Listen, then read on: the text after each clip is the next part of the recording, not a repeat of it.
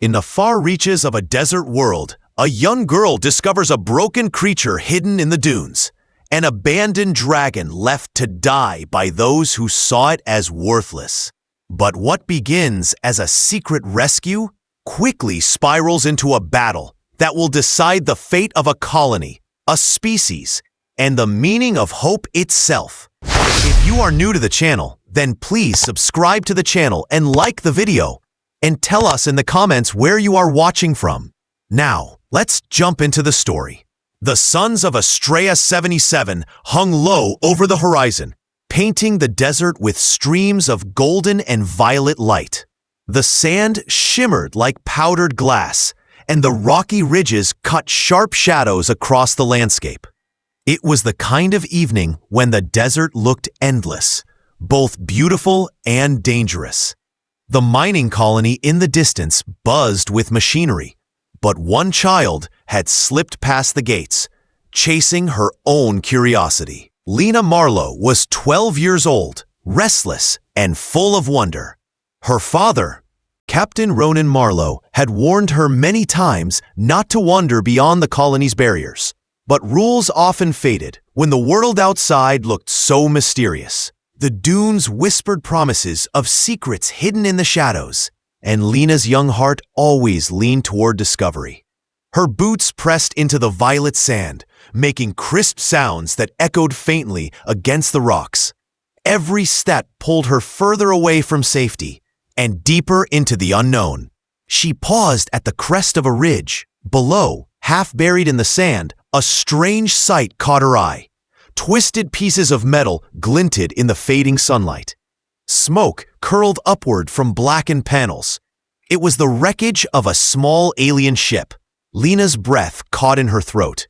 She had heard adults whisper about alien conflicts beyond the system, but she had never seen the evidence so close. Here it was, proof that something violent had happened not far from her home. She climbed down carefully, heart pounding in her chest. The air smelled faintly of scorched metal and ozone. Jagged fragments of the hull lay scattered across the clearing, and strange patterns were etched into the sand from the impact. Curiosity battled with fear, but curiosity won. Lena reached for the handheld scanner her father had given her as a birthday gift. She swept it across the wreckage, its soft beats filling the silence. The reading showed unfamiliar elements, nothing like the metals the miners extracted. Faint energy signatures pulsed across the display. Whatever this ship was made of, it did not belong to human technology. Just as she turned toward the ship's cargo hold, a sound froze her in place. It was not the groan of cooling metal or the hiss of escaping steam. It was softer, weaker, a whimper, a living sound. Lena's hands shook as she followed the noise. She crouched near a piece of bent plating and carefully pushed it aside. What she saw beneath made her heart ache. Curled in a shallow dip in the sand lay a creature no larger than a house cat. Its body shimmered with scales that caught the fading light in shades of blue and green.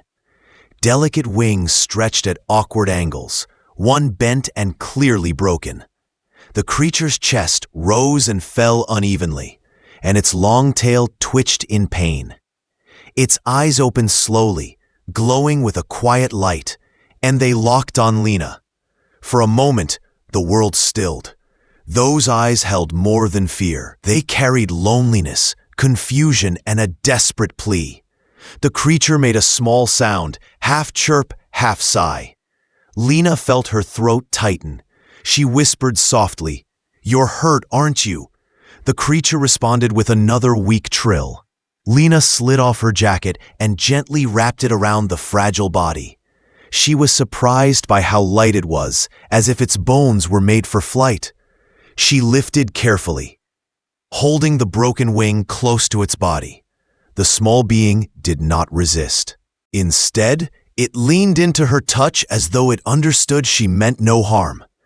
The journey back to safety stretched before her, but Lena already knew she could not take the direct path through the colony gates. The rules were strict. Unknown alien life was not allowed inside. The discovery of such a creature could cause panic, maybe even force an evacuation. She could not let that happen. Instead, she turned toward the edge of the settlement, where an abandoned service garage still stood from the colony's early days.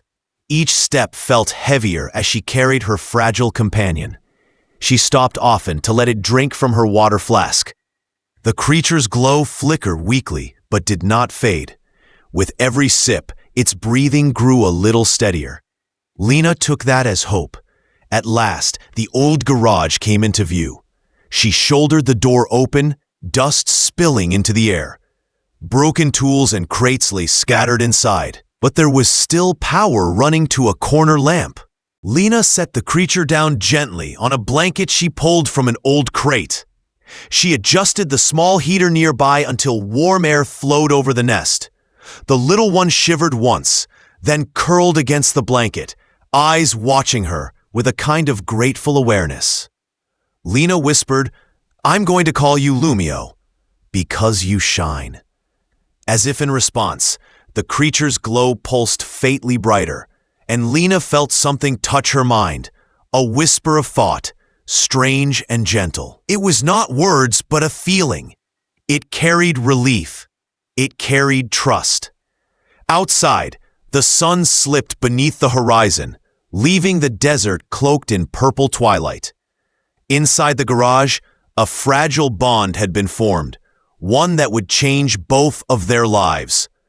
Lena did not yet know what dangers would come, but in that quiet moment, she knew one truth clearly. She had found something precious, and she would not let it be lost again. The morning light of Astrea 77 poured over the colony, soft and pale, as if the desert wanted to keep its secrets hidden. Inside the abandoned garage, Lena Marlowe sat beside the small creature she had named Lumio. The broken wing rested awkwardly against the blanket, but the little dragon's eyes were brighter now. He breathed slowly, his glow steadying. Lena whispered gentle words, knowing he could not understand them, but hoping her voice gave comfort. The door creaked open. Her father, Captain Ronan Marlowe, stood in the frame, his jaw tight and his eyes filled with conflict. Behind him entered Dr. Hannah Sofer, the colony's xenobiologist, carrying a small medical kit, and Commander Jules Orion, the colony's security chief, calm and silent as always. Ronan's voice was low, steady, but full of weight. "Show us what you found, Lena." Lena pulled back the blanket just enough for them to see. Lumio lifted his head weakly, his shimmering scales catching the faint light. Hannah knelt immediately, her eyes wide with wonder. "Remarkable," she whispered. "I've studied hundreds of alien species, but nothing like this." She moved her scanner gently along the creature's body, her expression shifting as the readings appeared. Light skeletal structure, energy flowing through the scales, and a damaged wing bone. But he's alive. He's fighting. Commander Orion crossed his arms, studying both the child and the creature. Alive or not, this is a risk. If word spreads, the colonial authority will take control. They won't ask what the child feels or what this being deserves. They'll just act. Ronan rubbed his forehead. His duty was to keep 300 colonists safe, but his heart as a father told him he could not crush the look of determination in his daughter's eyes. Lena clutched Lumio protectively. "He's not dangerous. He's hurt. He was left behind. Please, Dad, don't let them take him." For a long moment, silence filled the garage, broken only by the faint hum of the heater. Finally, Ronan sighed. "If we do this, we do it together, quietly. No one else can know." So began the circle of quiet courage. They moved Lumio to a hidden cave beyond the settlement, far from scanners and patrol routes. The cave breathed cool air, its walls glittering with mineral veins that reflected the small creature's glow. There, they built a secret sanctuary. Old panels became walls. Heating units kept the air warm. Blankets and medical tools filled the corners. It was no palace, but it was safe. Hannah worked patiently, adjusting a sling to support the broken wing. She mixed tonics from local minerals and protein gels, offering them slowly so Lumio's strength would return. He heals differently than mammals, she explained softly. His body is built for recovery, but what he needs most is care. Days passed, and Lena never left his side. When she touched Lumio, she felt something more than warmth. Images flickered in her mind, flashes of wide skies filled with wings, and then dark memories of confinement, pain, and abandonment. Lumio was speaking in a way she did not fully understand, yet she felt every emotion. She told her father one evening, "He's not just an animal. He's someone." Ronan listened, torn between his fear of discovery and the undeniable truth he saw in his daughter's bond with the dragon. When Lumio met his gaze, he too felt something stir, an impression. Faint but clear. Safe. It was not spoken in words but carried like a promise. Commander Orion, ever cautious, tested the perimeter, planting devices to shield energy signals. "If the syndicates come searching," he muttered, "we'll buy time, but secrets have a way of finding cracks." Still, he did not walk away. One evening, Lumio stood shakily, testing his injured wing. The sling kept it steady, but the membrane shimmered like glass touched by light. Lena clapped softly, joy shining in her face. The dragon chirped weakly, and for a moment the cave felt alive with hope. As the circle deepened, Lumio's telepathic reach grew. Dr. Sofer felt gratitude in her mind as she adjusted bandages. Orion sensed flashes of alien corridors and patrols, though he could not yet understand why Lumio shared them. Ronan felt determination, like a heartbeat, a vow that this being wished no harm to their people. Lena, however, felt everything: the fear, the dreams, and the fragile hope that he might truly belong. The secret grew heavier with each passing day, but so did their resolve. They knew the colony could never learn of Lumio, not yet. Fear could ruin everything, but together this small group formed a bond stronger than the dangers waiting beyond the horizon. The quiet cave became a place of healing, but also of trust. Lumio was no longer just a broken creature. He was family.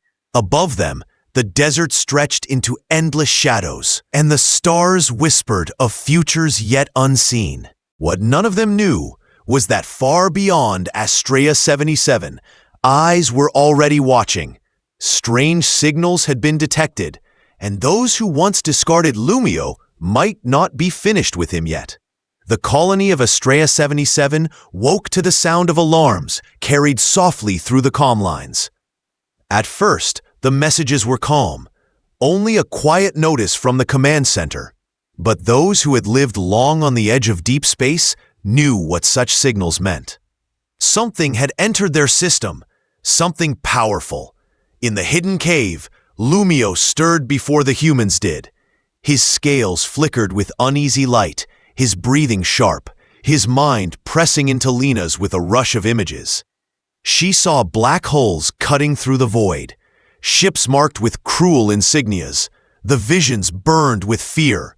Lumio knew them. They were the Cravel Consortium, the traffickers who treated living beings as cargo. Commander Jules Orion confirmed the fear minutes later when he strode into the cave, his voice level but urgent. "3 ships," he said. "Cravel signatures. They're already broadcasting a demand to scan the colony for stolen property."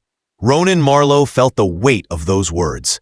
He was captain of the colony, and every decision balanced on his shoulders. His people numbered 300, families who had come here to work and survive.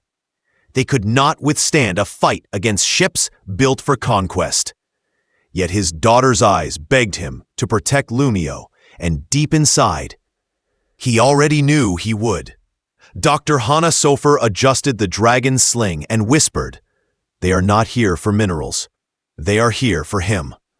Lumio's glow pulsed faintly at her words, as though confirming the truth. The command center relayed a formal transmission to the colony. The envoy from Cravel appeared on the main screen, his face pale an expression sharp as glass. His voice was polished and cold. "We have detected energy signatures from our lost property. Surrender it, or face the consequences." Ronan answered with a tone of authority, steady though his heart pounded. "This is a lawful colony under the Charter. There is no stolen property here." The envoy's smile was thin, without warmth. "Then you will not object when we begin our scans." The screen cut to black. In the cave, silence thickened.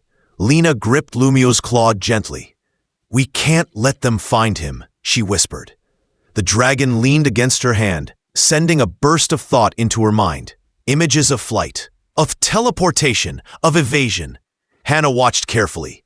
"He's showing her what he can do," she said softly. "Short jumps, enough to appear in one place, then another. Enough to confuse." Jules paced, his boots echoing against stone. "If he blinks across the colony, their sensors will chase him. Meanwhile, we can stage an evacuation. Make it look like we fear him. Keep their eyes on the wrong story." Ronan studied the tactical map. Every choice carried danger. Yet delaying the Cravel ships was their only chance. "We buy time," he said firmly. "Long enough for help to reach us. Long enough for these people to leave empty-handed." Lena lifted her chin. "Lumio isn't just asking us to hide. He's reaching farther." Her eyes unfocused as she pressed closer to the dragon. "He's calling to others. His mind is like a beacon." Then they all felt it. A new presence in the bond, calm and strong, like a voice that carried across oceans.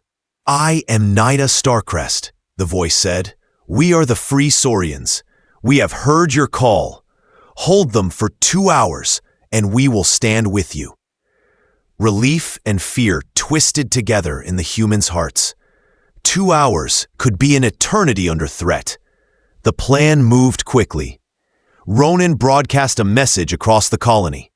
"Creature sighting near the residential ring. All families report to shelters." The words rang with worry, but they were part of the performance. The colonists obeyed, trusting their captain. Lumio vanished in a blink, reappearing on a mining tower. Cravel sensors spiked. He vanished again, landing at the communications array. Another blink, another false trail. The consortium pods dropped toward the planet, chasing shadows. Hannah stayed near her instruments, monitoring the strain on the dragon. "He's pushing himself, but he knows it matters." From orbit, the Cravel envoy sent another message, sharp with suspicion. "Contain the creature immediately, or we will." His words carried threat, but behind them was confusion. Their scanners told no clear story. The desert trembled as ships from the Free Saurian fleet arrived at last. They emerged from the far side of the system, hulls glowing with living light, their forms sleek and purposeful. They did not roar into battle. They unfolded like dawn. Cravel ships turned their weapons toward them, but Nada's fleet answered with grace. Energy waves shimmered, disarming arrays, folding steel like paper. Within minutes, 2 syndicate vessels spun powerless, and the third turned in retreat. Lena clutched Lumio as relief washed over the bond. "You did it," she whispered. But she knew this was only the beginning. The shadows over orbit had lifted, but a greater story now reached across the stars. Lumio was no longer just a secret to be hidden. He was a spark that others would follow. A reason for hope in a galaxy that had forgotten it. The battle was over, but its echo still lingered in the air above Astrea 77. Cravel's ships had fled, leaving only silence in the skies where moments earlier destruction had threatened the colony. Families stepped cautiously from shelters, unsure if safety was real. For Lena Marlowe, her father Ronan, Dr. Hannah Sofer, and Commander Jules Orion, the danger had been replaced by something even larger: change. In the hidden cave, Lumio stood taller than before. The faint shimmer of his scales pulsed with new strength, and his once broken wing stretched more smoothly now, healed by time, care, and courage. When he lifted his head, the glow inside him cast soft reflections across the stone walls, like starlight trapped in crystal. Weena rested a hand against his side, feeling the steady rhythm of his heart through the bond they shared. He had been a secret, a fragile hope. Now, he was a symbol of survival. That evening, a new voice joined them in person. Naida Starcrest, leader of the Free Saurian fleet, descended with her ship to meet the humans who had risked everything. Her presence filled the cave like a steady flame. She looked at Lumio first, her eyes warm with pride. "Young one," she said gently, "you are proof that even when hope is abandoned, it can be found again." The group gathered around her, forming a circle that mirrored the bond they already shared. Naida spoke of the Saurians' long struggle, of the chains they had broken, and the kin still waiting for freedom. She explained that Lumio's rescue had sent a signal through the stars, inspiring others to rise. "But choice must be yours," she told him. "You may come with us and learn the ways of your people, or you may stay here where you were first given shelter. Either way, your future will not be written for you. It will be written by you." Lena looked at Lumio with wide eyes, fear and hope mixing in her heart. She did not want to lose him. Yet she understood that he might belong to something bigger. She whispered softly, "Whatever you choose, you'll never be alone." Lumio's response came not in words, but in a rush of thought and images that filled every mind in the cave. He showed them the joy of flight beside other dragons, the comfort of a quiet colony garden, the pride of rescuing others still in chains, and the simple peace of being seen and loved. The message was clear. He wanted both. He wanted to belong to his people and to the humans who had saved him. Naida smiled, her voice carrying calm certainty. "Then both it shall be. He will join us in our work and return to you as well. The galaxy is wide enough for more than one home." Ronan felt the heavy weight of leadership shift slightly. For once, the future did not feel like a burden. It felt like a chance. "Then we will stand as partners," he said firmly. "Our colony will shelter him, and in turn, we will honor the trust of his people." In the weeks that followed, the colony built something new. Above the ridge near the settlement, workers raised a tower of glass and alloy. At its center, a crystal, gifted by the Free Saurians, was placed, humming softly with energy. When night fell, the crystal glowed, not with blinding brilliance, but with a gentle pulse that touched every mind nearby. It was called the Lantern of the Mind, a beacon of empathy. Those who stood beneath it felt calm, understanding, and a quiet reminder that kindness was stronger than fear. Lumio grew steadily, his wings stretching wider with each passing season. Sometimes he left with Naida's fleet, soaring into distant skies to rescue others and carry messages of hope. Other times he returned, landing near Lena's home, where the bond between them deepened like roots in the earth. To the colonists, he was no longer a secret. He was a neighbor, a guardian, and a living reminder of second chances. Dr. Hannah Sulfur documented everything she learned, creating guides that would help others approach alien life with respect. Commander Orion trained young recruits not only in defense, but in patience and trust. Captain Ronan Marlowe carried pride quietly, knowing that his colony had done something far greater than survive. They had chosen compassion over fear. And Lena, sitting beneath the lantern beside her dragon, felt certain of one truth. The galaxy would always hold shadows, but now it also held lights. Small, stubborn, and bright. Lumio was one of those lights, and so was she. Together, they had shown that even the smallest act of care could ripple outward until it touched the stars. The lantern of the mind glowed on, whispering silently to anyone who came near. Hope is never lost. It only waits to be carried again.